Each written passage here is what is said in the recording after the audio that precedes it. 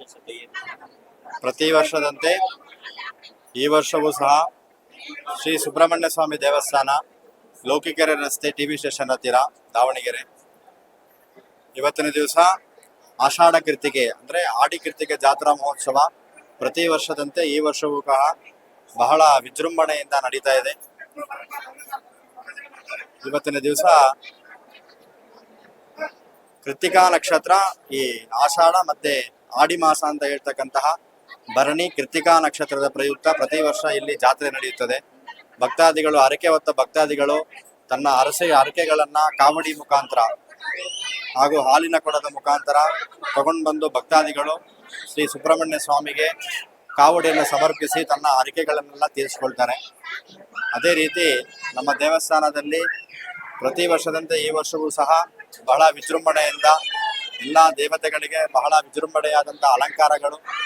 ಪ್ರತಿ ವರ್ಷದಂತೆ ಈ ವರ್ಷವೂ ಸಹ ಅನ್ನದಾನ ದೇವಸ್ಥಾನದ ಟ್ರಸ್ಟಿನ ವತಿಯಿಂದ ನಡೀತಾ ಇದೆ. ಭಕ್ತಾದಿಗಳು ಅತಿ ಹೆಚ್ಚಿನ ಸಂಖ್ಯೆಯಲ್ಲಿ ಬಂದು ಶ್ರೀ ಸುಬ್ರಹ್ಮಣ್ಯ ಸ್ವಾಮಿ ಕೃಪೆಗೆ ಪಾತ್ರರಾಗಬೇಕಾಗಿ ವಿನಂತಿ.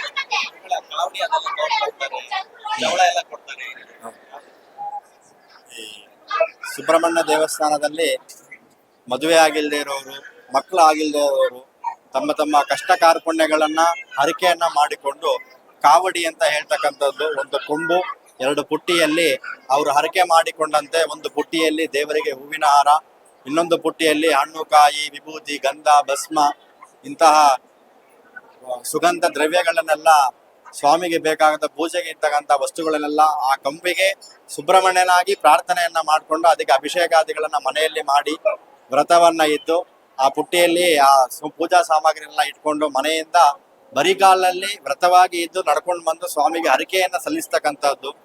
ಅದೇ ರೀತಿಯಾಗಿ ಶ್ರೀ ಸ್ವಾಮಿಗೆ ಅಭಿಷೇಕಕ್ಕೆ ಹಾಲಿನ ಕೊಡ ಅಂತ ಹೇಳ್ತಕ್ಕಂಥದ್ದು ಒಂದು ಕೊಡಪಾನದಲ್ಲಿ ಹಾಲನ್ನ ಹಾಕಿ ಪ್ರಾರ್ಥನೆಯನ್ನ ಮಾಡಿಕೊಂಡು ಮಲೆಯಿಂದಾನೇ ಬರಿಗಾಲಲ್ಲಿ ನಡ್ಕೊಂಡು ಬಂದು ಸ್ವಾಮಿಗೆ ಹಾಲಿನ ಅಭಿಷೇಕವನ್ನ ಮಾಡಿಸ್ತಕ್ಕಂಥದ್ದು.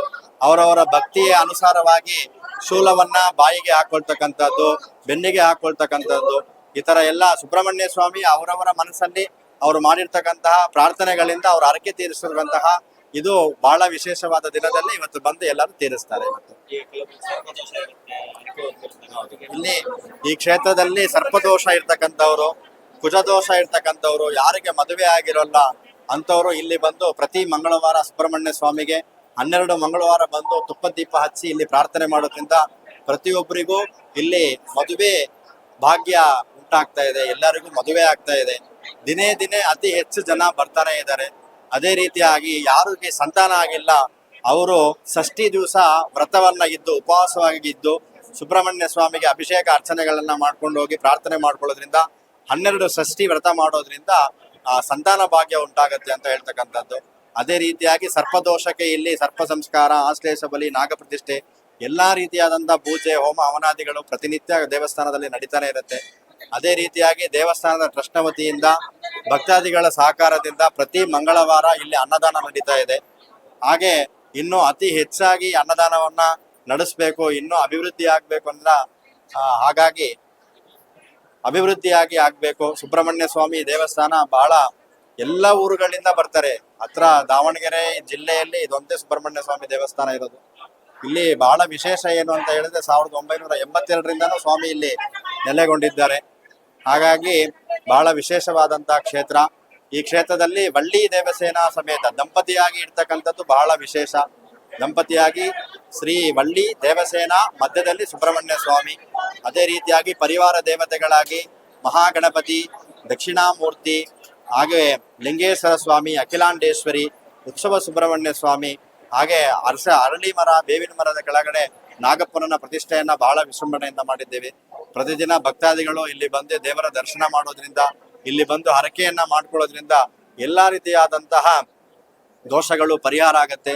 ಅವ್ರ ಮನಸ್ಸಲ್ಲಿ ಅನ್ಕೊಂಡಿರ್ತಕ್ಕಂಥ ಎಲ್ಲ ಕಾರ್ಯಗಳು ಸಿದ್ಧಿ ಆಗತ್ತೆ.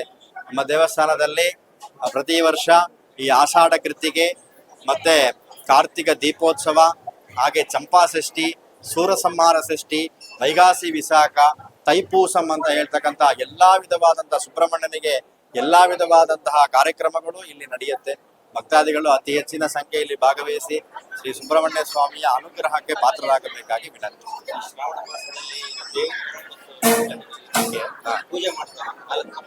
ಈ ಶ್ರಾವಣ ಮಾಸ ಅಂತ ಹೇಳ್ತಕ್ಕಂಥದ್ದು, ಶ್ರಾವಣ ಮಾಸ ಅಂತ ಹೇಳಿದ್ರೆ ಎಲ್ಲರಿಗೂ ಹಬ್ಬದ ವಾತಾವರಣ ಅಂತ ಹೇಳಿ. ಮೊದಲಿಗೆ ಈ ಶ್ರಾವಣ ಮಾಸದಲ್ಲಿ ನಾಗನಿಗೆ ನಾಗರ ಪಂಚಮಿ ದಿವಸ ಹಾಲನ್ನು ಹಾಕ್ತಕ್ಕಂಥದ್ದು. ಅವತ್ತಿನ ದಿವಸ ಇಲ್ಲಿ ಸುಬ್ರಹ್ಮಣ್ಯ ಕ್ಷೇತ್ರದಲ್ಲಿ ಸರ್ಪ ಇರ್ತಕ್ಕಂಥದ್ದು. ಅರಳಿ ಮರ, ಬೇವಿನ ಮರ ಒಂದೇ ಕಡೆ ಇದ್ದು ಅದನ್ನ ಪ್ರತಿಷ್ಠೆ ಮಾಡಿದ್ದೇವೆ. ಅದು ಸುಬ್ರಹ್ಮಣ್ಯ ನೇರವಾಗಿ ಇದೆ. ಸುಬ್ರಹ್ಮಣ್ಯನ ಮುಂದೆ ಹೇಳ್ತಕ್ಕಂಥ 3 ವಿಧವಾದಂಥ ಸರ್ಪಗಳನ್ನು ಪ್ರತಿಷ್ಠೆ ಮಾಡಿದ್ದೇವೆ. ಅಷ್ಟನಾಗಗಳನ್ನು ಪ್ರತಿಷ್ಠೆ ಮಾಡಿದ್ದೇವೆ. ನಾಗರ ಪಂಚಮಿ ದಿವಸನೂ ಬಹಳ ವಿಶೇಷವಾದಂತಹ ಅಭಿಷೇಕ, ಅರ್ಚನೆ, ಪೂಜೆಗಳೆಲ್ಲ ನಡೀತಾ ಇದೆ. ಎಲ್ಲ ಭಕ್ತಾದಿಗಳು ಬಂದು ಇಲ್ಲಿ ಪೂಜೆ ಸ್ವತಃ ತಮ್ಮ ಕೈಯಲ್ಲಿ ನಾಗರ ಕಲ್ಲಿಗೆ ಅಭಿಷೇಕ ಮಾಡ್ತಕ್ಕಂಥ ಅವಕಾಶನೂ ಇರುತ್ತೆ. ಭಕ್ತಾದಿಗಳೆಲ್ಲ ನಾಗರ ಪಂಚಮಿ ದಿವಸನೂ ಬಂದು ಸುಬ್ರಹ್ಮಣ್ಯನ ಅನುಗ್ರಹಕ್ಕೆ ಪಾತ್ರರಾಗ್ತಾರೆ. ನಿಲ್ಲಿಸಿ. ನನ್ನ ಹೆಸರು ಅನಿಲ್ ಶರ್ಮಾ, ದೇವಸ್ಥಾನದ ಪ್ರಧಾನ ಅರ್ಚಕ.